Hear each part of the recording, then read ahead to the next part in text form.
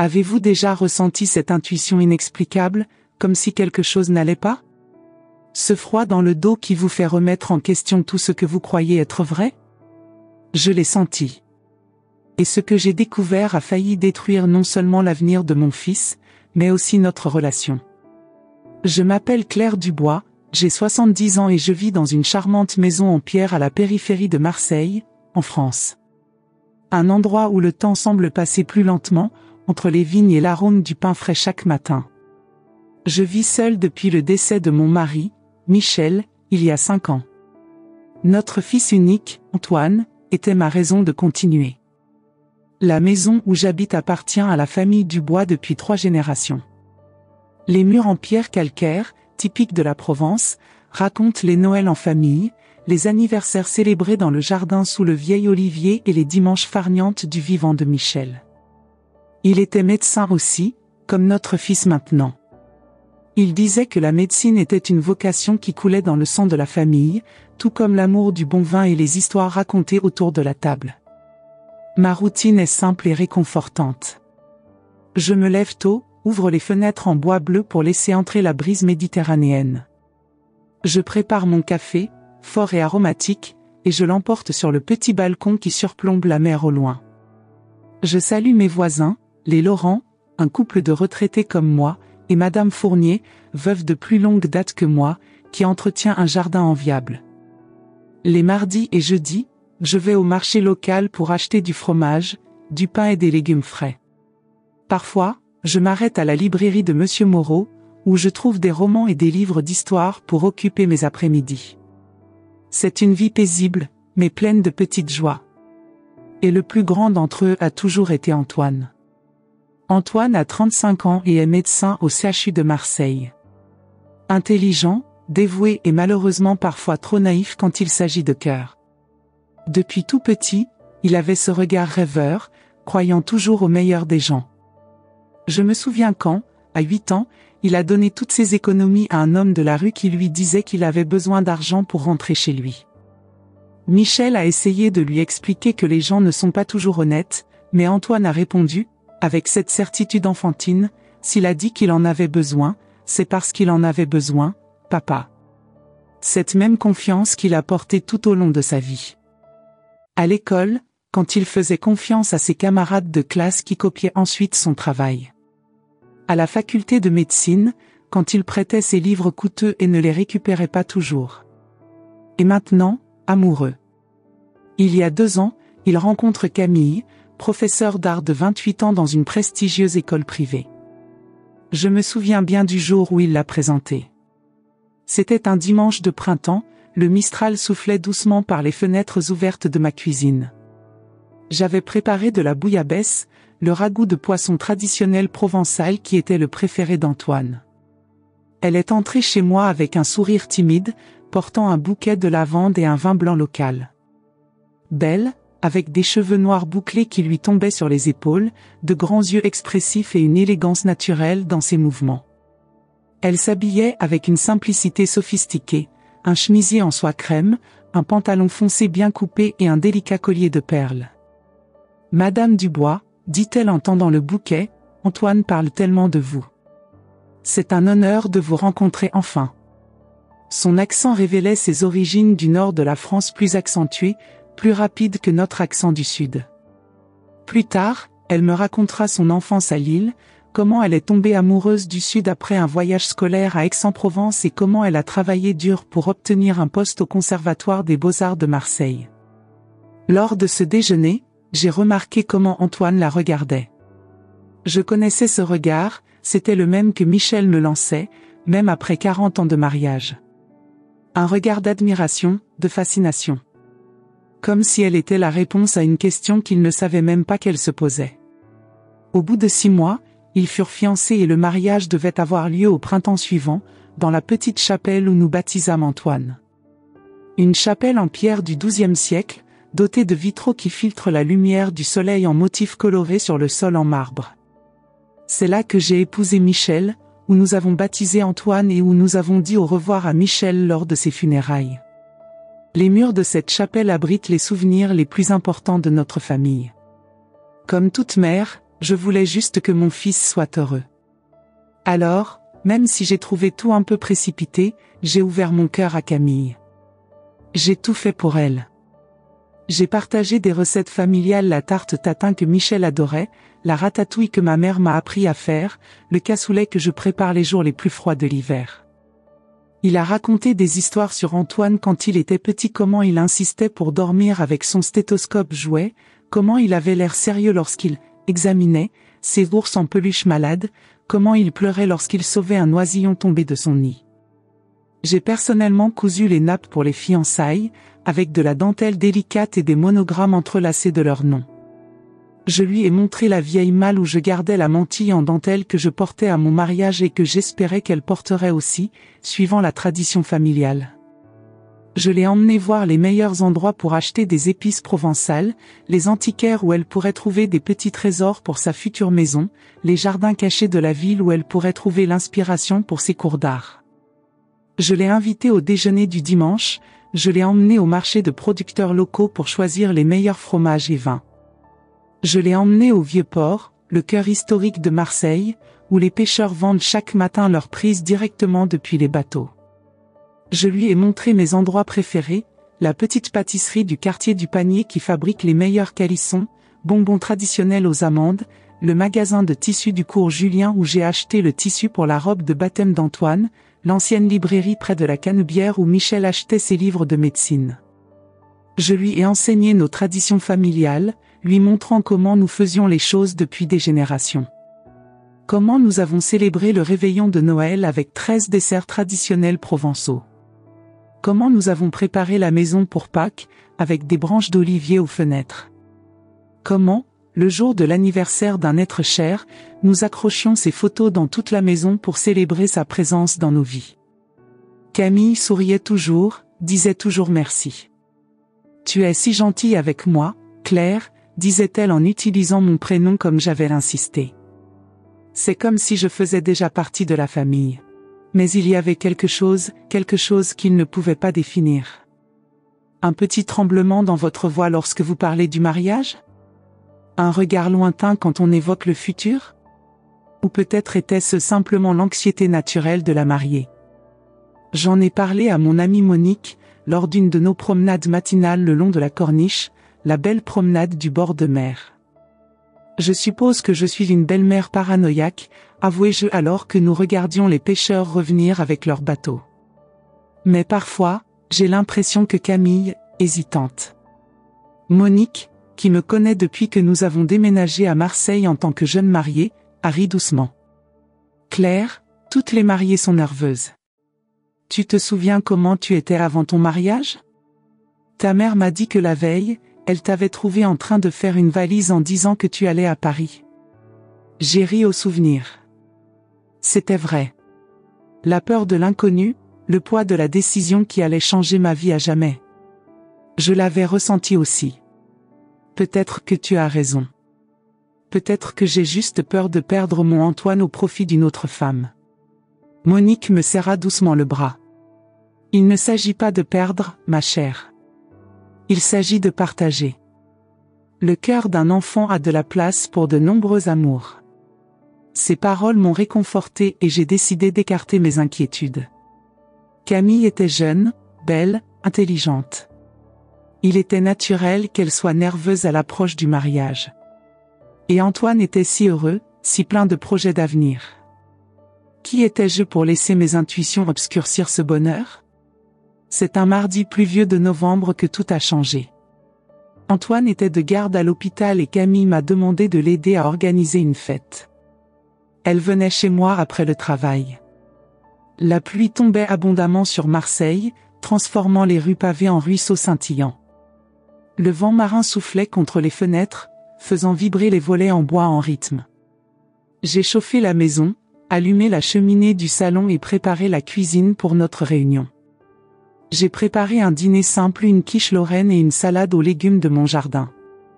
La quiche, avec sa pâte au beurre et sa garniture crémeuse au bacon et au gruyère, remplissait la maison de son arôme réconfortant. J'ai ouvert une bouteille de Beaujolais, un rouge léger et fruité qui s'accordait parfaitement avec la quiche. J'ai allumé quelques bougies et les ai placées sur la table en bois antique que j'avais héritée de ma grand-mère. J'ai organisé des albums photos du mariage et du baptême d'Antoine, pensant que Camille pourrait s'en inspirer pour son propre mariage. Je voulais que ce soit une soirée agréable entre nous deux, une occasion de nous rapprocher encore davantage, de solidifier le lien que j'espérais avoir avec la future épouse de mon fils, la future mère de mes petits-enfants. À cette heure convenue, Camille n'était toujours pas arrivée. Je ne m'inquiétais pas, la circulation à Marseille est chaotique les jours de pluie. À 7h30, j'ai reçu un texto, « Désolé, je suis en retard, Claire. La circulation est épouvantable. Je serai là dans 15 minutes. » Camille est arrivée en retard, ses vêtements mouillés par la pluie. Ses cheveux noirs, généralement bien coiffés, étaient humides et ébouriffés. Elle portait une robe simple sous un manteau détrempé, que je l'ai aidée à accrocher près de la cheminée pour qu'elle sèche. « Quelle horrible nuit !» commenta-t-il en acceptant le verre de vin que je lui offrais. « Merci de m'avoir reçu, surtout par ce temps. » Alors que nous étions assis à table, j'ai remarqué qu'elle semblait nerveuse, distraite. Son téléphone n'arrêtait pas de sonner et elle répondait par des messages rapides, détournant toujours l'écran de moi. « Est-ce que tout va bien, Camille ?» ai-je demandé en lui versant du vin. « Oui, Claire, désolée. C'est juste, le travail, répondit-elle, rangeant finalement le téléphone. Nous avons dîné, parlé des fleurs, du menu, de la liste des invités. Camille semblait absente, regardant constamment sa montre. Quand nous avons fini, elle est allée aux toilettes et a laissé son téléphone sur la table. C'est à ce moment-là que c'est arrivé. Une notification a illuminé l'écran. Je ne voulais pas espionner, je le jure sur la mémoire de mon Michel. Mais le nom qui apparaît, Laurent, suivi des premiers mots du message, « J'ai hâte de te voir demain, mon amour. » Mon cœur s'est arrêté. Mes mains tremblaient. En 70 ans de vie, je n'ai jamais ressenti une douleur aussi aiguë qu'à ce moment-là. Pas à cause de ma trahison, mais à cause de ce que cela signifierait pour mon Antoine. Camille revint, décrocha rapidement le téléphone en voyant mon expression. Nos regards se sont croisés pendant une seconde et elle a su que je l'avais vue. Nous n'avons rien dit. Elle inventa une excuse et partit précipitamment, laissant derrière elle non seulement les catalogues de décoration mais aussi le masque de mariée parfait qu'elle portait depuis des mois. Cette nuit-là, je n'ai pas dormi. Que dois-je faire? Le dire à mon fils et potentiellement détruire son bonheur? Ou garder le silence, lui permettant d'épouser une femme qui l'a trompé? Les mères connaissent leurs enfants comme personne d'autre. Et je savais qu'Antoine avait besoin de connaître la vérité, aussi douloureuse soit-elle. Mais je savais aussi que j'aurais besoin de preuves. Il aimait trop Camille pour me croire sur parole. C'est ainsi qu'a commencé ma mission, une mission que je n'aurais jamais imaginé avoir à 70 ans pour découvrir la vérité sur la fiancée de mon fils. Le lendemain matin, je me suis réveillée avec un objectif clair en tête. Peut-être n'étais-je qu'une vieille femme aux yeux de beaucoup, mais je possédais toujours la détermination et la ruse qui m'ont aidé à survivre aux épreuves de la vie. Le ciel de Marseille était exceptionnellement clair ce matin-là, comme si l'orage de la nuit précédente avait emporté toutes les impuretés. De ma chambre, je voyais au loin le bleu profond de la Méditerranée, constant et immuable, différent du tourbillon d'émotions qui secouait mon cœur. Je restai assis un long moment au bord du lit, regardant la photo de Michel sur la table de chevet. C'était une image de lui souriant dans notre jardin, prise quelques mois avant sa mort. Parfois, dans des moments difficiles comme celui-ci, je lui parlais, comme s'il pouvait m'entendre à travers le silence des années. « Que ferais-tu, mon amour ?» murmurai-je au portrait. « Comment pouvons-nous protéger notre enfant sans détruire son bonheur ?» Le silence qui a suivi ne m'a apporté aucune réponse, seulement la certitude que, comme toujours, je devrais trouver ma propre voie. Michel a toujours dit que j'étais la force silencieuse de notre famille, apparemment fragile comme de la porcelaine, mais dotée d'une résilience intérieure capable de résister à toutes les tempêtes. Je me suis habillée avec soin, une jupe bleu marine, une blouse en coton blanc, un cardigan léger. J'ai attaché mes cheveux gris en un simple chignon et appliqué un rouge à lèvres doux. Je voulais ressembler exactement à ce que tout le monde voyait en moi, une grand-mère gentille et inoffensive. Personne ne soupçonnerait que derrière cette apparence fragile se cachait une femme en mission. Il me fallait d'abord confirmer mes soupçons. Un message isolé pouvait avoir des explications innocentes, aussi improbables que cela paraisse. Qui sait, Laurent n'était qu'un collègue ? Peut-être que le message concernait une surprise pour Antoine ? Mon cœur voulait y croire, même si mon esprit savait que c'était peu probable. Mon projet était simple, me rapprocher encore plus de Camille, en lui proposant de l'aider de manière plus intense dans les préparatifs du mariage. Plus nous passions de temps ensemble, plus j'aurais de chances de découvrir la vérité. J'ai préparé un café fort et je l'ai bu lentement tout en rassemblant mes pensées. Alors, prenant une profonde inspiration pour reprendre courage, j'ai pris mon téléphone, un smartphone qu'Antoine avait insisté pour que je possède, en cas d'urgence, maman, et j'ai appelé Camille. Je l'ai appelée tôt le matin, avec la voix la plus douce que j'ai pu rassembler. Camille, chérie, j'ai pensé, tu es tellement occupée par ton travail. Pourquoi ne me laisses-tu pas m'occuper de certains détails du mariage ? Je peux l'accompagner chez le fleuriste cette semaine, et aussi à la pâtisserie pour décider du gâteau. Il y eut un silence à l'autre bout du fil avant qu'elle ne réponde d'une voix hésitante. C'est très gentil de ta part, Claire, mais je ne veux pas te contrarier. Quelle absurdité! Antoine est mon fils unique. Ce mariage est aussi important pour moi que pour toi.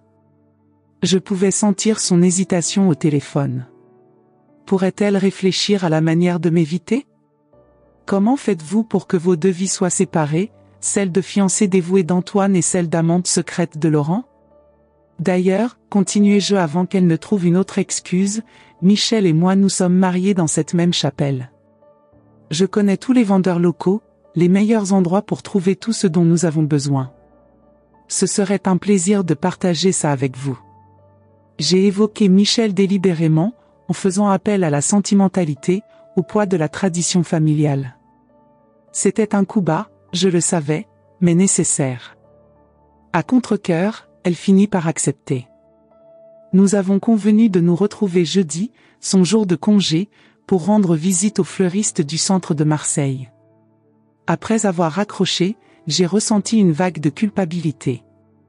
Il manipulait la situation, agissait avec duplicité exactement ce qu'il condamnait dans Camille.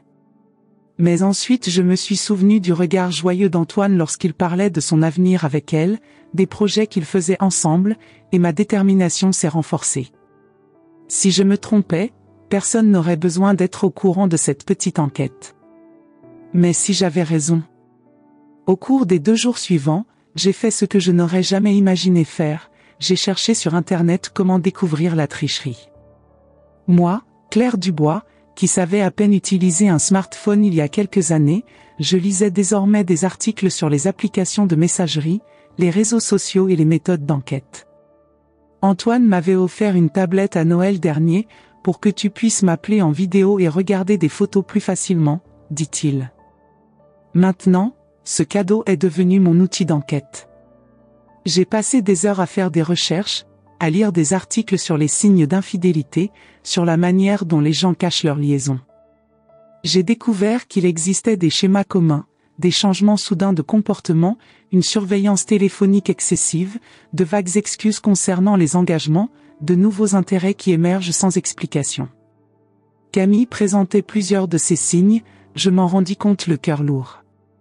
Ma voisine et amie de longue date, Monique, m'a regardé avec étonnement lorsque j'ai partagé mes soupçons pendant notre thé de l'après-midi. Nous étions assis dans son jardin, à l'ombre d'une vieille glycine, les délicates tasses de porcelaine contrastant avec la gravité de notre conversation. « Claire, tu es sûre ? Camille a l'air tellement amoureuse d'Antoine. Monique et moi nous connaissons depuis plus de 4 décennies. Nos filles jouaient ensemble votre Margot et mon Antoine, même si Margot vivait maintenant à Montréal avec ses propres enfants. Monique connaissait toutes mes joies et mes peines, tout comme je connaissais les siennes. Je le pensais aussi, jusqu'à ce que je voie ce message. Je dois en être sûr avant de lui dire quoi que ce soit. Monique soupira en ajustant ses lunettes sur son visage ridé. Ses yeux bleus, bien que assombris par l'âge, conservaient toujours la perspicacité que j'avais toujours admirée. Alors soyez prudents. Découvrir la vérité fait parfois plus mal que l'ignorance. Ces paroles sont restées en moi pendant que je poursuivais ma petite enquête. Ai-je eu raison de poursuivre cette vérité? Ou vaudrait-il mieux laisser Antoine découvrir par lui-même quand il sera prêt?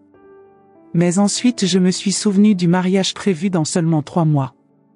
De la chapelle en préparation, des invitations déjà envoyées, de la robe que Camille avait choisie et qu'Antoine n'était pas censé voir avant le grand jour. S'il y avait quelque chose qui n'allait pas, il fallait le découvrir maintenant, pas quand il serait trop tard pour revenir en arrière. Jeudi, j'ai rencontré Camille sur la Canebière, l'avenue principale de Marseille. La journée était ensoleillée, typique du sud de la France même en fin d'automne.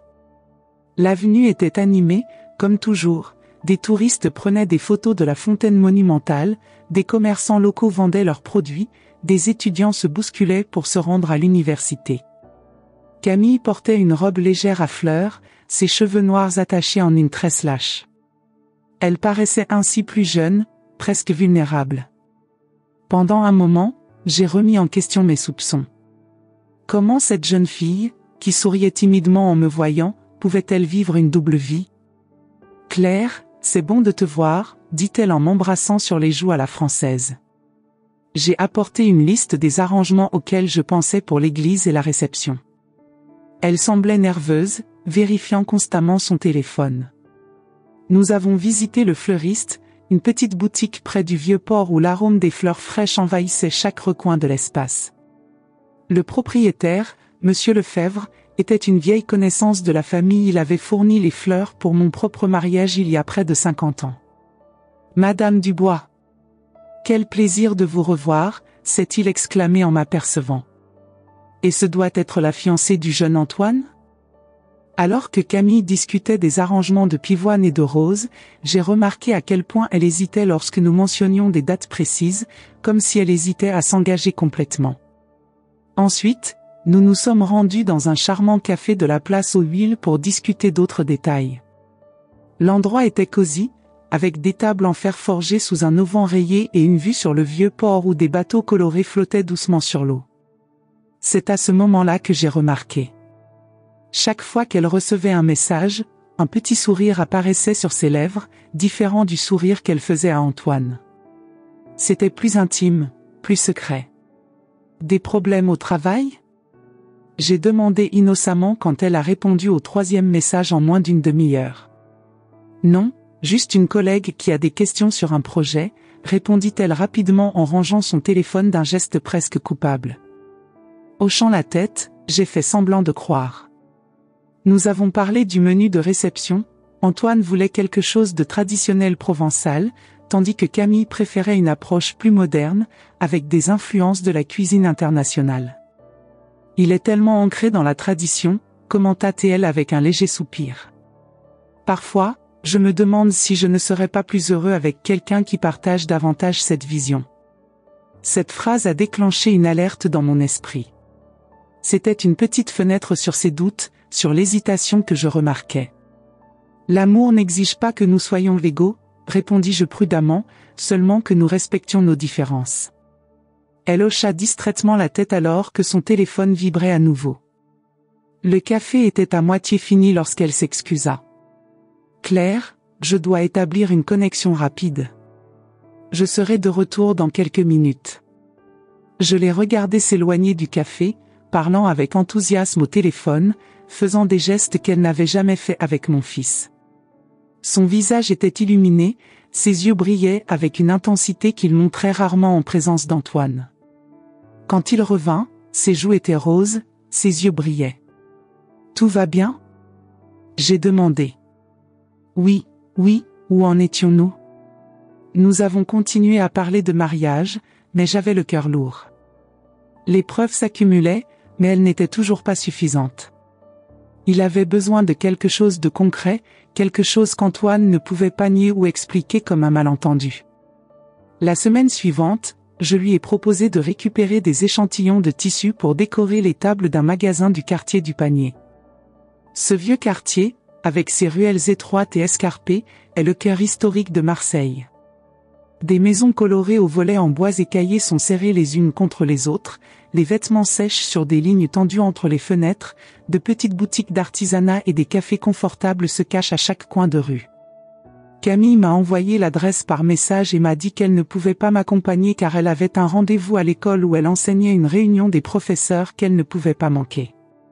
Ça te dérange d'y aller seule, Claire ? Je fais entièrement confiance à tes goûts, dit-elle au téléphone, sa voix douce et convaincante. Bien sûr que non, chérie. Je sais exactement quoi chercher. C'était un mardi matin, le quartier était relativement calme. Les touristes n'avaient pas encore envahi les rues étroites et les habitants étaient occupés à vaquer à leurs occupations quotidiennes. Je montais lentement les escaliers raides, m'arrêtant de temps en temps pour reprendre mon souffle.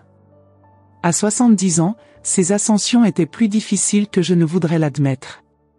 J'arrive dans le charmant vieux quartier de Marseille, avec ses ruelles étroites et ses façades colorées. Le magasin se trouvait à côté d'un petit café avec des tables sur le trottoir. Un lieu typique du sud de la France, avec un auvent rayé protégeant les convives du fort soleil et des arômes de café et de croissants frais parfumant l'air. Alors que je cherchais le numéro exact, je me suis figé. Là, à moins de 20 mètres de moi, se trouvait Camille. Mais je n'étais pas seule et je n'étais engagée dans aucun engagement scolaire. Elle était assise à l'une des tables extérieures, tenant les mains d'un jeune homme séduisant.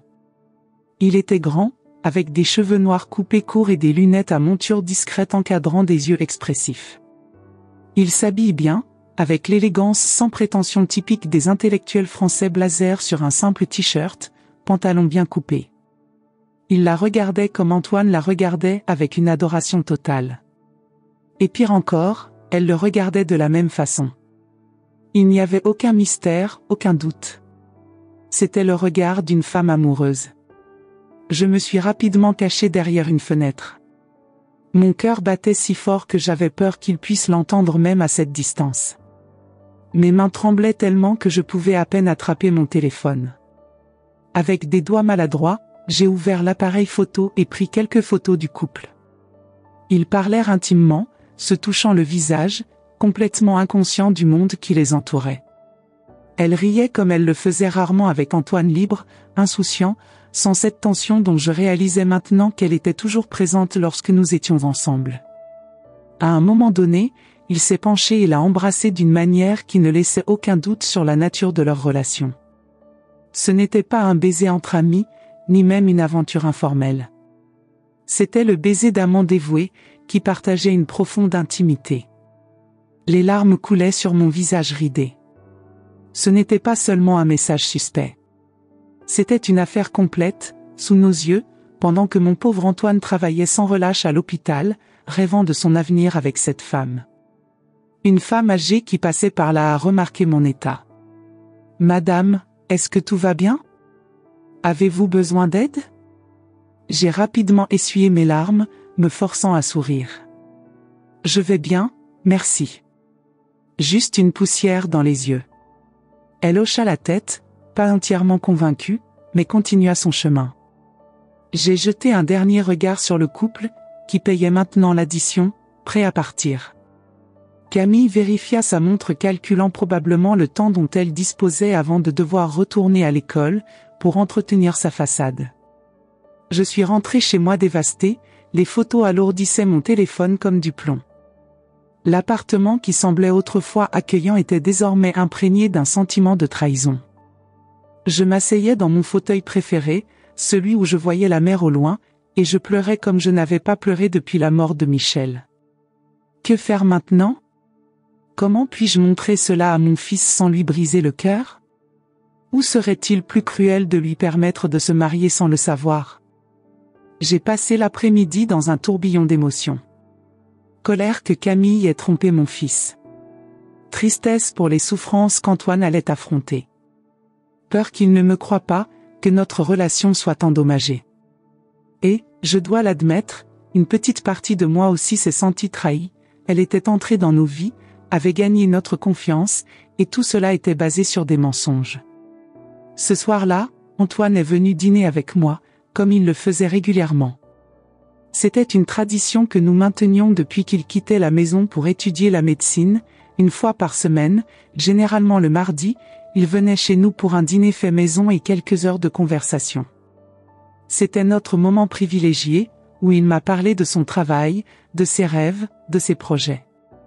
J'ai préparé son plat préféré, le bœuf bourguignon, un ragoût de bœuf au vin rouge, aux champignons et aux légumes, qui cuit lentement au four jusqu'à ce que la viande soit si tendre qu'elle se désagrège au simple toucher d'une fourchette.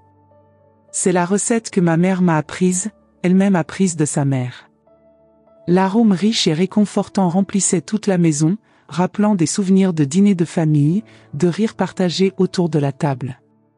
J'ai mis la table avec soin, en utilisant la nappe brodée que je réservais pour les occasions spéciales, en allumant des bougies parfumées, en plaçant des fleurs fraîches dans un petit vase en cristal. Il voulait que tout soit parfait, peut-être pour compenser la tempête qu'il savait approcher. Antoine est arrivé à 8 heures, apportant une bouteille de vin rouge du pays de Bandol et un petit bouquet de lavande. Il apportait toujours des fleurs, pour la plus belle femme de Marseille, dit-il en souriant, reprenant les mots que Michel utilisait. « Maman, ça sent merveilleux », dit-il en entrant, m'embrassant sur les joues. Il avait l'air fatigué, des cernes marquaient ses yeux mais heureux. J'ai eu une journée difficile à l'hôpital. Une enfant atteinte de leucémie, mais elle réagit bien au traitement. Nous nous sommes assis à la table de la cuisine et avons mangé le bœuf bourguignon qui était son préféré depuis qu'il était enfant. Il parlait avec enthousiasme de ses projets pour leur lune de miel en Provence, de la maison qu'il comptait acheter avec Camille dans les prochaines années, des enfants qu'ils auraient. J'ai visité une propriété à Aix-en-Provence, dit-il en se servant encore du ragoût.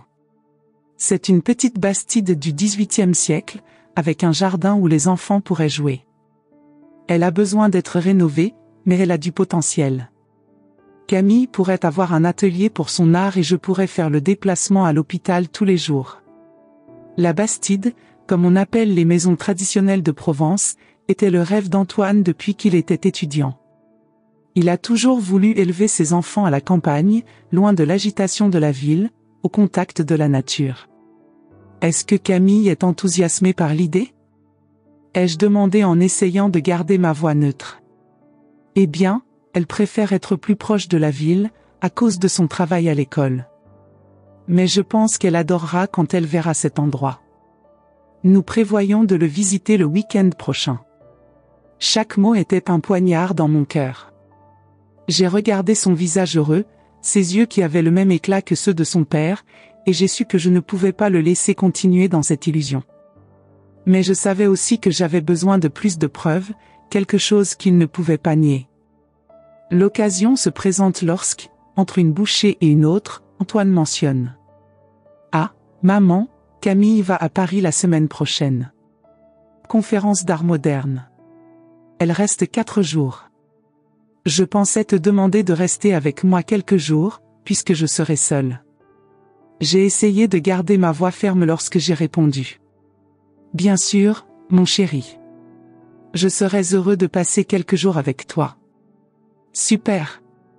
Nous pouvons regarder ces vieux films que vous aimez tant. Et je peux vous emmener au nouveau restaurant italien qui a ouvert ses portes près de l'hôpital. La nourriture est incroyable. Il semblait sincèrement heureux à l'idée que nous passions ce temps ensemble. Nous avons parlé d'autres sujets, la politique locale, le nouveau livre que je lisais, les projets pour Noël à venir. C'était notre première grande fête sans Camille qui allait rendre visite à sa famille à Lille. Ça va être étrange de ne pas vous avoir avec nous pour le réveillon du Nouvel An, a-t-il commenté en faisant référence au dîner de Noël. Mais je comprends qu'elle veuille aussi passer du temps avec sa famille. J'ai hoché la tête, me demandant si c'était un autre mensonge. Serait-elle vraiment en famille, ou en profiterait-elle pour passer les vacances avec Laurent ? Pendant que nous faisions la vaisselle, j'ai demandé avec désinvolture. Dans quel hôtel Camille séjournera-t-elle à Paris ? Au Mercure, près de la gare du Nord. L'école paie le voyage. J'ai hoché la tête, enregistrant l'information. Je n'ai jamais été une personne suspecte, je n'ai jamais pensé qu'un jour j'envisagerais d'enquêter sur la fiancée de mon fils. Mais l'amour maternel est une force puissante, capable de transformer même la plus douce des femmes en détective déterminée. Après le départ d'Antoine, avec des baisers affectueux et la promesse de m'appeler le lendemain, je me suis assis sur le porche de ma maison. La nuit était claire, les étoiles scintillaient sur la Méditerranée comme des diamants éparpillés sur du velours sombre. Les lumières des bateaux lointains scintillaient à l'horizon et la brise apportait le parfum salé de la mer mêlé au parfum des jasmins qui poussaient dans mon jardin. C'était une nuit parfaite à Marseille, le genre de nuit qui normalement me remplissait de paix. Mais mon cœur était agité, mon esprit rempli de doutes. Le lendemain, j'ai fait quelque chose que je n'aurais jamais pensé faire. J'ai appelé un vieil ami de mon défunt mari, Bernard, qui travaillait comme détective privé avant de prendre sa retraite. Nous étions tous les trois amis, Michel, Bernard et moi, depuis notre jeunesse. Bernard avait été le témoin de notre mariage et Michel l'a aidé lorsqu'il a eu un grave accident de voiture il y a des années. Bernard répondit à la deuxième sonnerie, sa voix grave et réconfortante rappelant des souvenirs d'époque plus simples. « Claire ? Quelle agréable surprise. Comment vas-tu ? Bernard, j'ai besoin de ton aide, dit-il directement, sans détour. Il s'agit d'Antoine. Antoine ? Est-ce qu'il va bien ? Le ton inquiet était évident. Il va bien physiquement, mais... J'ai hésité, puis j'ai expliqué la situation, les larmes à peine contenues dans ma voix. Je lui ai parlé du message que j'avais vu par hasard, de mes observations ultérieures, du couple que j'avais surpris au café.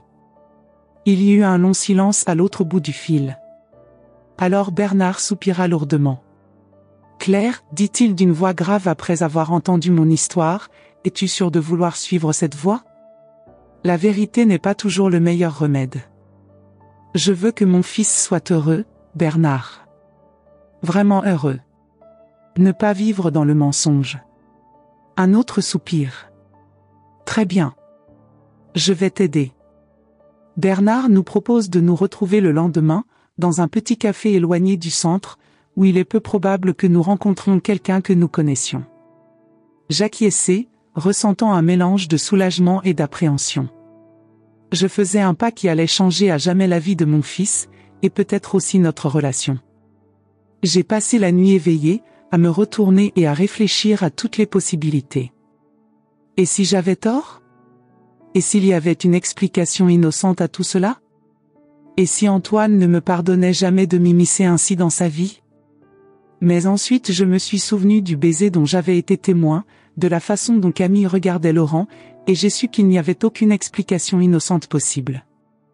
Le lendemain matin, je me suis habillé avec soin, optant pour des vêtements discrets qui n'attireraient pas l'attention. Le café où il rencontrera Bernard se trouve à La Joliette, un quartier en pleine mutation où se mêlent immeubles anciens et complexes commerciaux modernes. C'était un lieu neutre, loin des cercles sociaux d'Antoine et Camille. Bernard était déjà là quand je suis arrivé, assis à une table au fond, d'où il pouvait surveiller l'entrée. Toujours le détective, même après des années de retraite. Il s'est levé en me voyant et m'a serré dans ses bras affectueusement. « Claire, ça fait du bien de te voir malgré les circonstances. » Bernard avait bien vieilli. Il avait toujours la posture droite et le regard attentif qui le caractérisait dans ses années de détective. Ses cheveux, auparavant noirs, étaient désormais complètement blancs, mais toujours abondants. Il portait des lunettes de lecture suspendues à une chaîne autour de son cou et ses mains, fortes et sûres, tenaient une tasse de café. Je me suis assis en face de lui, le remerciant quand il m'a également commandé un café. Pendant quelques instants, nous avons parlé de banalité, la météo, la santé, les nouvelles d'amis communs. Ensuite, Bernard posa ses mains sur la table, légèrement penché en avant. « Maintenant, redites-moi tout, en détail. Nom, date, lieu, tout ce dont vous vous souvenez. » Et c'est ce que j'ai fait. Je lui ai parlé du message de Laurent, du comportement étrange de Camille lors de nos sorties, du couple que j'ai vu au café du Panier. Je lui ai montré les photos que j'avais prises et il les a examinées attentivement, ses yeux exercés captant des détails que j'avais probablement manqués. Cette photo du couple suffit à les identifier, a-t-il noté en agrandissant l'image sur son téléphone. Vous avez dit qu'elle prétendait avoir une réunion à l'école aujourd'hui? Absent. Et demain soir, elle a dit à Antoine qu'elle allait dîner avec des collègues pour discuter d'un projet artistique pour ses élèves. Bernard prenait des notes dans un petit carnet, son écriture précise et ordonnée reflétait sa personnalité méthodique. Et la semaine prochaine, elle est censée aller à Paris pour une conférence, a-t-il poursuivi, tout en prenant des notes. À l'hôtel Mercure, près de la gare du Nord. Oui. Antoine a mentionné que l'école paie le voyage. 4 jours, du lundi au jeudi. Bernard ferma son cahier en buvant une gorgée de son café. Je vais faire quelques vérifications discrètes. J'ai des contacts à l'académie d'art où elle travaille, un ancien client dont la fille a été accusée à tort de plagiat. Je pourrais savoir s'il y a vraiment une conférence à Paris et si Camille est inscrite. J'ai ressenti un élan de gratitude envers cet homme, qui était prêt à utiliser ses contacts et son expérience pour aider un vieil ami. Et cet homme? Laurent? J'ai demandé. Ne vous inquiétez pas. S'il vit à Marseille et travaille dans le milieu universitaire ou artistique, il ne sera pas difficile de l'identifier. Marseille est une grande ville, mais certains cercles sont assez restreints. Nous avons passé l'heure suivante à élaborer un plan. Bernard ferait les premières vérifications, confirmerait l'existence de la conférence à Paris, vérifierait que Camille était bien inscrite, identifierait Laurent. Ensuite, en fonction de ce que nous découvririons, nous déciderions des prochaines étapes. N'allons pas trop vite, a-t-il conseillé. Nous avons besoin de preuves solides avant de parler à Antoine. Il ne croira pas facilement que la femme qu'il aime trahit sa confiance. Alors que nous nous disions au revoir sur le trottoir devant le café, Bernard me tenait les mains dans les siennes. Claire, je promets de faire ça le plus doucement possible. Pour Antoine, et pour toi. Merci, Bernard. Je ne sais pas ce que je ferais sans ton aide. Je suis rentré chez moi avec un peu moins de poids sur les épaules. Je n'étais plus seul dans cette situation impossible. Maintenant, j'avais un allié, quelqu'un avec une expérience et des ressources que je n'avais pas. Les 2 jours suivants se passèrent lentement. C'était comme si le temps mettait ma patience à l'épreuve. J'essayais de m'occuper d'activités normales, jardiner, faire du shopping au marché local, lire les romans policiers que j'aimais tant. Mais je pensais toujours à Antoine, à Camille, à la douleur à venir. Vendredi, Bernard m'a appelé. J'ai des informations, dit-il d'une voix sérieuse. Pouvons-nous nous revoir? Même café, même heure? J'ai immédiatement accepté. J'ai passé la matinée dans un état de nervosité croissante, vérifiant ma montre toutes les quelques minutes. À 15 heures, j'étais au café, assis à la même table où nous avions discuté auparavant. Bernard est arrivé ponctuellement, comme toujours. Cette fois, il avait un mince dossier sous le bras. Il s'est assis en face de moi, a commandé du café pour nous deux et a attendu que le serveur s'éloigne pour commencer. J'ai découvert des choses intéressantes, dit-il en ouvrant le dossier et en sortant quelques feuilles de papier. Tout d'abord, à propos de la conférence à Paris. Il y a une conférence sur l'art moderne la semaine prochaine, mais c'est pour les conservateurs de musées, pas pour les professeurs des écoles. Et ce n'est pas au centre, près de la gare du Nord, mais à la Défense, en périphérie. Mon cœur se serra. Camille avait donc menti à propos de la conférence.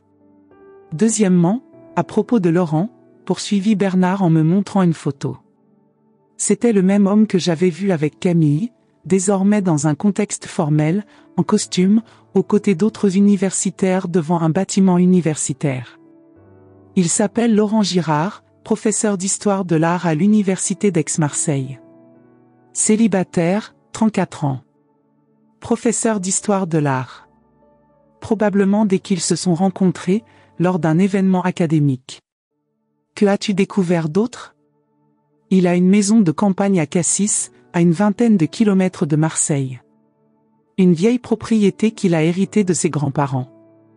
Et Claire, Il vient de louer une voiture il y a 2 jours. Cassis. La petite ville côtière connue pour ses calanques, ses falaises blanches et ses eaux cristallines. Un endroit parfait pour un rendez-vous romantique à l'abri des regards indiscrets. Comment savez-vous pour la voiture? Ai-je demandé, impressionné par l'efficacité de Bernard. Il sourit, un sourire triste. J'ai encore quelques contacts à l'agence de location de voitures du centre-ville. Laurent a loué une Peugeot 308 mercredi, dont le retour est prévu lundi soir. 4 jours complets. Les 4 mêmes jours où Camille était censée être à Paris. Comment puis-je en être sûr? Ai-je demandé, sentant le poids de la situation. Bernard hésita. Claire, il vaut peut-être mieux me laisser faire ça. Tu as presque 70 ans, tu ne devrais pas t'impliquer dans. Non, l'interrompis-je fermement. J'ai besoin de le voir de mes propres yeux. Pour Antoine. À contre-cœur, Bernard me donna l'adresse de la maison de Cassis et me promit de m'y retrouver le lendemain. J'ai inventé une excuse pour Antoine, j'allais rendre visite à Monique, qui ne se sentait pas bien. Je vais être là tout le week-end, lui ai-je dit au téléphone. Monique a une grave grippe et ses enfants sont tous à l'étranger. Quelqu'un doit prendre soin d'elle. Antoine, toujours un fils attentionné, m'a proposé de m'accompagner. Ce n'est pas nécessaire, mon chéri. Tu es à ton service à l'hôpital dimanche. D'ailleurs, Monique ne voudrait pas que beaucoup de monde la voie dans cet état. Il accepta mon explication sans poser de questions, me faisant entièrement confiance, tout comme il faisait confiance à Camille. L'ironie ne m'a pas échappé. Samedi matin, Bernard est venu me chercher dans sa voiture, une Renault discrète et qui ne voulait pas attirer l'attention. Pendant le voyage jusqu'à Cassis, je suis resté silencieux, m'imprégnant du paysage de la côte méditerranéenne qui autrement me remplirait de joie. La route serpentait le long de la côte, révélant des vues imprenables sur la mer turquoise, de petites criques cachées entre des falaises blanches, des vignobles qui descendaient en pente douce jusqu'à presque toucher l'eau. Cassis était une ville de cartes postales, avec ses maisons colorées se reflétant dans les eaux calmes du port, les bateaux de pêcheurs ondulant doucement, les touristes flânant le long de la promenade. En d'autres temps, j'aurais apprécié sa beauté, peut-être en m'arrêtant pour prendre un café dans l'un des restaurants du bord de mer ou en explorant les boutiques d'artisanat local. Mais désormais, chaque kilomètre me rapprochait d'une vérité que je craignais de confirmer. La maison se trouvait dans une zone plus isolée, avec vue sur la mer. Une bâtisse provençale traditionnelle, avec des murs en pierre claire, des volets bleus et un toit en terre cuite.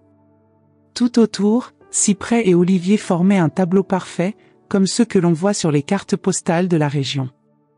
Nous nous sommes garés à une certaine distance et avons attendu. Bernard a apporté un appareil photo doté d'un zoom puissant, celui utilisé par les photographes professionnels. Claire, peut-être devrions-nous appeler ton fils maintenant. Laisse-le voir par lui-même, suggéra Bernard après une demi-heure d'attente. Je secouai la tête. S'il n'y a rien, je vais juste lui faire du mal et ressembler à une vieille femme paranoïaque. C'est alors que nous les avons vus. Camille et Laurent sont sortis sur la terrasse de la maison, se serrant dans les bras, buvant du vin et admirant le coucher de soleil. Elle portait une robe blanche et légère, qu'elle n'avait jamais portée avec Antoine. Il disait toujours à quel point il aimait la voir en blanc, mais elle disait que la couleur ne lui allait pas. Laurent était torse nu, les bras autour de sa taille, tous deux parfaitement à l'aise, comme un couple qui se connaissait depuis des années.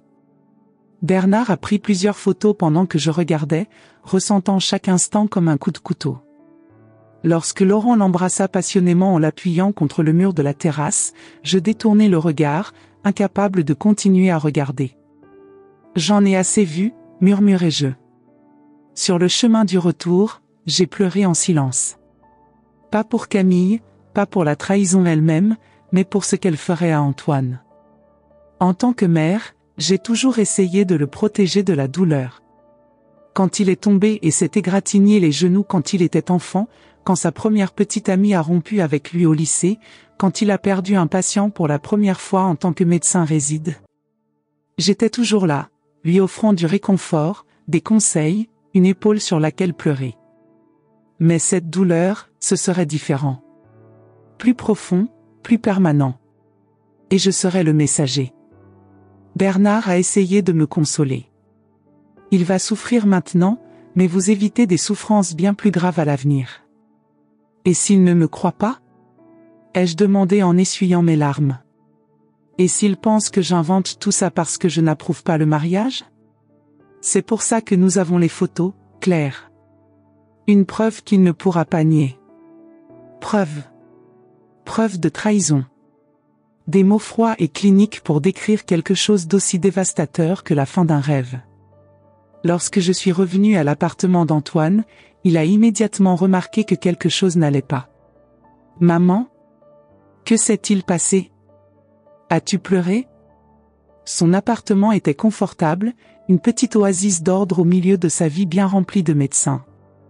Il était situé au 6e étage d'un immeuble ancien du quartier d'Andoum, avec vue sur la mer. Les murs étaient couverts de livres de médecine et de littérature classique, de photographies de famille et de quelques aquarelles que Camille avait peintes pour lui. Dans un coin, j'ai aperçu une valise entr'ouverte, celle de Camille, probablement en préparation pour le voyage à Paris. À côté d'elle se trouvait une robe pliée que j'ai reconnue comme étant la même que celle que je l'avais vue porter à Cassis cet après-midi-là. Je m'assis lourdement sur le canapé, épuisé par le bilan émotionnel de la journée. Antoine, nous devons parler. Antoine était assis à côté de moi, le visage visiblement inquiet. Il a toujours été comme ça, empathique, attentif aux émotions des autres. En tant que médecin, cette sensibilité était l'une de ses plus grandes qualités. En tant que fils et fiancé, cela le rendait vulnérable à la douleur que j'allais causer. Maman, que s'est-il passé? Monique est-elle pire? Je secouai lentement la tête. Je n'étais pas avec Monique aujourd'hui. Elle va bien. La confusion traversa son visage. Mais tu as dit... J'ai menti, Antoine. Pardonne-moi pour ça. Mais il y avait quelque chose que je devais découvrir, quelque chose de trop important pour l'ignorer. De quoi parles-tu? J'ai pris une profonde inspiration, rassemblant tout le courage que j'avais. Il s'agit de Camille, ai-je commencé, d'une voix plus ferme que ce à quoi je m'attendais. Ses yeux se plissèrent légèrement, reflet d'une méfiance qu'il montrait rarement. Qu'est-ce qui ne va pas avec Camille? J'ai tout raconté depuis le début, le message que j'ai vu par hasard, mes observations ultérieures et enfin le voyage à Cassis. Je lui ai montré les photos sur mon téléphone, aussi bien celles que j'avais prises que les plus récentes de Bernard. Pendant qu'il parlait, j'ai vu son visage subir une transformation douloureuse de l'inquiétude à l'incrédulité, de l'incrédulité à la colère, et finalement au désespoir le plus profond. Cela ne peut pas être vrai, marmonna-t-il en regardant les photos. Il doit y avoir une explication. Sa voix tremblait, un mélange de colère et d'incrédulité. Ses mains normalement stables des mains de chirurgien, comme celles de son père tremblaient alors qu'il tenait mon téléphone, faisant défiler les images les unes après les autres. Mon chéri, j'aurais aimé qu'il y en ait. Crois-moi, je ne voulais pas être celui qui te montre ça. Il se releva brusquement et se dirigea vers la fenêtre, me tournant le dos. Le soleil commençait à se coucher, projetant une lumière dorée sur la Méditerranée, contraste cruel avec l'obscurité qui s'installait en son cœur. Tu ne l'as jamais vraiment aimée, n'est-ce pas? Accusa-t-il, la voix tremblante d'émotion. J'ai toujours pensé qu'elle n'était pas assez bien pour moi. Ces paroles m'ont frappé comme une gifle. Après tout ce que j'avais fait pour accueillir Camille, pour l'aimer comme une fille. Antoine, ce n'est pas juste. Je te traite comme une famille depuis le premier jour. Il se tourna vers moi, le visage déformé par la douleur et la colère. Des larmes non versées brillaient dans ses yeux et ses poings étaient serrés. Alors pourquoi fais-tu ça? Pourquoi essaies-tu de ruiner mon mariage? Sa voix retentit, pleine de douleur et de colère. Peut-être que je confonds les choses, peut-être que Laurent n'est qu'un ami, un collègue. Je secouai tristement la tête. J'ai compris son déni, c'était une réponse naturelle au choc, à la douleur. Qui voudrait croire que leur monde s'effondre, Que la personne en qui ils ont entièrement confiance le trahit de la pire des manières? Regarde encore les photos, mon fils. Regarde ses yeux quand elle est avec lui. Et si tu as encore des questions, appelle l'hôtel Mercure à Paris et demande si elle y loge. Il m'a regardé pendant un long moment, ses yeux reflétant une bataille interne entre l'amour et la vérité qui était juste devant lui. Puis il décrocha lentement son propre téléphone. Les doigts toujours tremblants, il composa un numéro.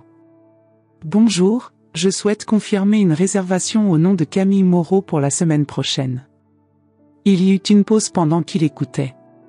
Son visage est devenu pâle. Merci, dit-il finalement en raccrochant. Il m'a regardé, les yeux désormais vides, vaincu. Il n'y a pas de réservation. Je me levai pour essayer de me rapprocher de lui, mais il recula. Bernard surveillait la maison de Cassis, dit-il doucement. Ils sont arrivés hier soir. Où a-t-elle dit qu'elle allait? Antoine déglutit. Dîner avec des collègues. Et la semaine prochaine? La conférence à Paris? Paris? Il répéta le mot comme s'il lui était étranger, incompréhensible. Puis, tout à coup, son expression changea. La tristesse a cédé la place à une colère froide et contrôlée. Il reprit le téléphone et composa rapidement le numéro. Camille? Où es-tu maintenant? Sa voix était étrangement calme, presque désinvolte. Il y eut une pause dans l'écoute, puis il reprit, « Ah, avec Marie et Philippe, on discute du projet artistique. Que trouves-tu du nouveau restaurant du Vieux-Port ?» Une autre pause. « Je vois. Écoute, j'ai oublié de te demander, as-tu confirmé ta réservation d'hôtel à Paris? Celui près de la gare du Nord? » Même d'où je me tenais, je pouvais entendre l'hésitation dans sa voix. « Oui, Camille, bien sûr. Je comprends. Eh bien, amuse-toi bien avec tes collègues. Je t'aime. » Il raccrocha, posant le téléphone sur la table avec beaucoup de précaution, comme s'il avait peur qu'un mouvement brusque puisse lui faire perdre complètement le contrôle. Elle a dit qu'elle était au nouveau restaurant du port, avec des collègues. Elle a confirmé que la réservation à Paris était effectuée. Sa voix était monotone, vide. 2 mensonges en un seul appel. Je voulais le serrer dans mes bras, le réconforter comme je le faisais quand il était petit et blessé. Mais je savais qu'il avait besoin d'espace, de temps pour traiter tout cela. Antoine. Pars, dit-il finalement, les mots sortant à peine de sa bouche. J'ai besoin d'être seul. Le cœur brisé, j'ai attrapé mon sac et je suis parti. Sur le chemin du retour, j'ai appelé Monique, qui est venue me chercher à la gare. Je lui ai tout raconté, pleurant dans ses bras comme un enfant, dans sa petite chambre douillette, avec des photos de famille au mur et le parfum réconfortant de la lavande dans l'air. Peut-être que j'ai fait une énorme erreur, sanglotai-je. Peut-être que j'aurais dû me taire. Monique a caressé mes cheveux gris, comme nous l'avons fait ensemble dans les moments difficiles de notre vie. Quand Michel est mort, c'est dans ses bras que j'ai pleuré des nuits entières. Lorsque son mari l'a quittée pour une femme plus jeune, c'est moi qui l'ai tenue pendant qu'elle s'effondrait. Non, Claire. Tu as fait ce que n'importe quelle mère ferait par amour. Il comprendra ça, un jour. J'ai passé les 3 jours suivants dans l'agonie, à attendre des nouvelles d'Antoine. Il n'a pas répondu à mes appels, il n'a pas répondu à mes messages. C'était comme si j'avais perdu mon fils aussi. Bernard m'a appelé le 2e jour. Comment a-t-il réagi? Demanda-t-il, l'inquiétude évidente dans sa voix. Malheureusement, répondis-je sincèrement. Je crois qu'il a confronté Camille, mais je ne sais pas ce qui s'est passé ensuite. Il ne veut pas me parler. Laisse-toi du temps, Claire. Cela fait beaucoup de choses à assimiler d'un coup. L'après-midi du 3e jour, alors que je perdais presque espoir, on a sonné à la porte. Mon cœur a raté un battement, serait-ce Antoine? Ou peut-être que Camille, venant me confronter, m'accuse de détruire sa relation? Je me dirigeai lentement vers la porte, ayant presque peur de l'ouvrir. J'ai ouvert la porte et j'ai trouvé Antoine, pâle et avec de profonds cernes sous les yeux, mais avec une expression différente dans les yeux. Sans dire un mot, il m'a serré fort dans ses bras et nous sommes restés là un long moment, partageant une douleur que les mots ne pouvaient exprimer. Finalement, il s'écarta en s'essuyant les yeux. Puis-je entrer, maman ? Nous devons parler. Antoine entra chez moi en silence, assis dans le fauteuil où son père lisait le journal chaque matin. C'était une vieille bergère, tapissée de velours bleu délavé, que Michel aimait car elle était confortable sur son dos après de longues heures debout à l'hôpital. Voir Antoine là, dans la même posture que son père, tête légèrement baissée, mains croisées sur les genoux, m'a fait monter les larmes aux yeux. La maison était calme. Seul le tic-tac de la vieille horloge de grand-père à l'entrée et le cri occasionnel d'une mouette à l'extérieur troublaient le silence. La lumière de l'après-midi entrait à flot par les portes-fenêtres, créant des motifs dorés sur le parquet ciré. Je lui ai apporté une tasse de thé à la camomille, comme je le faisais quand il était enfant et qu'il était malade. J'ai ajouté une cuillerée de miel, le miel de lavande que j'avais acheté au marché fermier, et un filet de citron, comme il l'aimait. Les petites routines, les gestes familiers étaient comme des points d'ancrage au milieu de la tempête émotionnelle à laquelle nous faisions face. J'ai parlé à Camille, dit-il enfin, la voix rauque comme s'il pleurait depuis des heures. Je l'ai confronté à propos de Laurent, de Cassis, de tout. Je m'assis à côté de lui, lui tenant la main. Il faisait froid, malgré la chaleur printanière à Marseille. Elle a avoué ? Ai-je demandé doucement. Antoine hocha la tête en prenant une gorgée de son thé. Ils se sont rencontrés il y a 1 an, lors d'un symposium d'art. Ils ont commencé comme amis, puis... Sa voix s'éteignit. Elle a dit qu'elle avait essayé de rompre plusieurs fois, qu'elle voulait vraiment m'épouser, construire une vie avec moi, mais qu'elle ne pouvait pas l'oublier. Oh, mon petit. Tu sais ce qui est pire, maman ? Une partie de moi l'aime toujours. Même après tout ça, même en sachant qu'elle était avec un autre homme pendant que nous préparions notre mariage. Il passa une main sur son visage fatigué. C'est pathétique, n'est-ce pas ? Non, Antoine. Il est humain. Le cœur ne suit pas la logique. Il me regardait avec les mêmes yeux marrons qu'il avait quand j'étais enfant, plein de vulnérabilité. Comment le savais-tu ? Comment as-tu réalisé ce qui se passait alors que moi, qui étais à ses côtés tous les jours, je ne remarquais rien ? J'ai souri tristement. Une mère le sait. Non pas parce que nous sommes plus intelligents ou plus observateurs, mais parce que notre amour nous rend vigilants. Nous voyons à travers des masques que les autres ne peuvent pas voir. Dans les jours qui ont suivi, Antoine a passé beaucoup de temps chez moi. Il a annulé le mariage, envoyé des emails à tous les invités, rendu les cadeaux. Chaque étape était douloureuse, comme si je démontais l'avenir que j'avais prévu pièce par pièce. Camille a essayé de lui parler à plusieurs reprises. Appels, messages et même lettres manuscrites laissées dans votre boîte aux lettres. Antoine a lu la première lettre, puis m'a dit qu'il avait jeté les autres sans les ouvrir. Elle est même venue à ma porte, implorant une chance de s'expliquer. Antoine, cependant, était ferme. Certaines trahisons sont impossibles à surmonter. À la veille de ce qui aurait été son mariage, Antoine s'est présenté à ma porte avec une bouteille de Châteauneuf-du-Pape, le vin préféré de son père. Je pensais que nous pourrions porter un toast à la sagesse des mères, a-t-il déclaré avec un petit sourire, son premier depuis des semaines. Nous nous sommes assis sur la terrasse alors que le soleil se couchait sur la Méditerranée, teignant le ciel de tons orange et rose. Le silence entre nous était confortable, plein de compréhension mutuelle. Je ne t'ai jamais remercié, dit soudain Antoine. Pour avoir eu le courage de me le dire. Je sais que cela a dû être aussi difficile pour toi que pour moi de l'entendre. J'ai hoché la tête, excité. Toute ta vie, j'ai essayé de te protéger de la douleur. Quand ton père est mort, j'ai juré que je ne laisserai plus jamais rien te blesser. Je ris doucement. Ce qui est un peu ridicule, n'est-ce pas ? Une mère âgée qui veut protéger un homme adulte.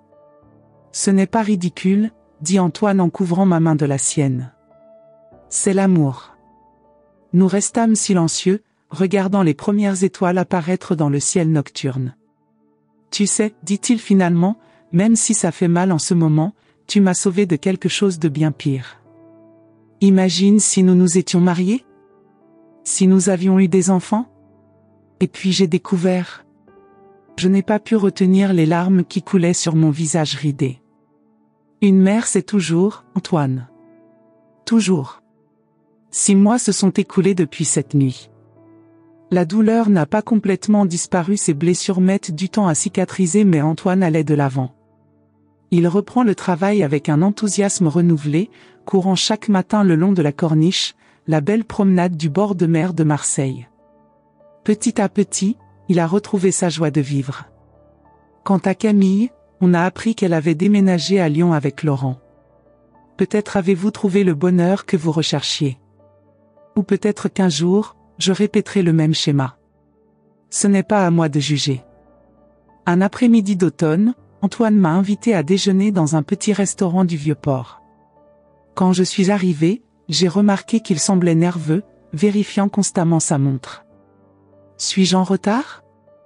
Ai-je demandé en m'asseyant à table. Non, non, c'est juste. Il hésita, passant une main dans ses cheveux. J'ai invité quelqu'un à nous rejoindre. Avant qu'il puisse demander qui, une jeune femme s'approcha de la table. Il avait les cheveux bruns courts et un sourire timide. Maman, voici Sophie. Elle est pédiatre à l'hôpital. Sophie, voici ma mère, Claire. Sophie tendit la main, ses yeux sincères rencontrant les miens. Antoine parle beaucoup de vous, Madame Dubois. C'est un plaisir de vous rencontrer enfin. Pendant que nous discutions pendant le déjeuner, j'ai observé attentivement l'interaction entre les deux. La façon dont Sophie regardait Antoine avec un véritable intérêt et respect. La façon dont il lui souriait sans le désespoir de quelqu'un qui a peur de perdre quelqu'un, mais avec la sérénité de quelqu'un qui commence quelque chose de nouveau, quelque chose d'honnête. Et pour la première fois depuis longtemps, mon cœur se sentait léger. Parce qu'une mère le sait. Vous savez quand votre enfant souffre, et vous savez aussi quand il est sur le bon chemin vers le bonheur. Cette nuit qui a changé nos vies, la nuit où j'ai vu le message sur le téléphone de Camille, aurait pu n'être qu'un accident, une coïncidence du destin. Mais je préfère penser que c'est l'amour d'une mère qui m'a fait voir ce qu'il fallait voir, qui m'a donné le courage de faire ce qu'il fallait faire. Parce qu'en fin de compte, c'est ce que nous faisons pour nos enfants. Nous ne pouvons pas éviter toute votre douleur, et nous ne devrions pas non plus le faire. Mais nous pouvons être là, stables comme des phares dans la tempête, éclairant le chemin pour qu'ils puissent trouver leur propre refuge. Et parfois, cela signifie avoir le courage de montrer la vérité, aussi douloureuse soit-elle, car le véritable amour, qu'il soit entre mère et enfant, entre amants ou entre amis, est toujours basé sur l'honnêteté. C'est la leçon la plus précieuse que j'ai apprise à 70 ans, que l'amour maternel ne consiste pas seulement à protéger nos enfants du monde, mais aussi à leur donner les outils nécessaires pour y faire face avec courage et intégrité. Quitte à être le messager de vérité déchirante. Et s'il y a une chose dont je veux qu'Antoine se souvienne quand je ne serai plus là, c'est celle-là, que sa mère l'aimait assez pour lui dire la vérité, même s'il aurait été tellement plus facile de se taire. Que feriez-vous à ma place? Vous avez peut-être également dû prendre des décisions difficiles pour protéger vos enfants ou petits-enfants. Notre sagesse à 70 ans vient des expériences que nous vivons, des batailles auxquelles nous sommes confrontés et de l'amour que nous portons dans notre cœur. Cette histoire vous a-t-elle touché? J'aimerais savoir. Laissez votre commentaire en me disant si vous avez déjà vécu quelque chose de similaire ou ce que vous auriez fait à ma place. Vos expériences sont précieuses et peuvent aider d'autres personnes qui vivent la même chose. Et n'hésitez pas à vous abonner à cette chaîne. C'est grâce à nos histoires partagées que nous maintenons vivante la sagesse que seules les années peuvent apporter. Chaque inscription est une incitation à continuer de partager ces récits qui reflètent nos vies, nos amours et nos défis. Jusqu'à la prochaine histoire. N'oubliez pas, nous ne sommes jamais trop vieux pour défendre ce que nous aimons.